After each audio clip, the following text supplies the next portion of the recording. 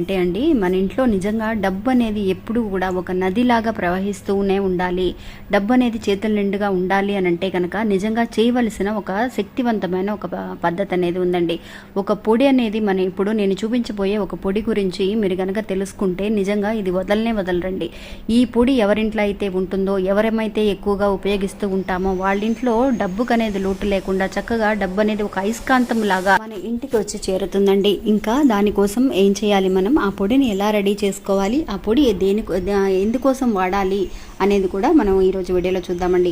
ఇంకా వీడియోలోకి వెళ్లే ముందు మన ఛానల్ని ఎవరైతే కనుక కొత్తగా చూస్తున్నారో వాళ్ళు ప్లీజ్ సబ్స్క్రైబ్ చేసుకోండి ఫ్రెండ్స్. మీకు వీడియో నచ్చితే కనుక ఒక చిన్న లైక్ చేసి సపోర్ట్ చేయండి. మీ ఫ్రెండ్స్ అందరికీ కూడా షేర్ చేయండి.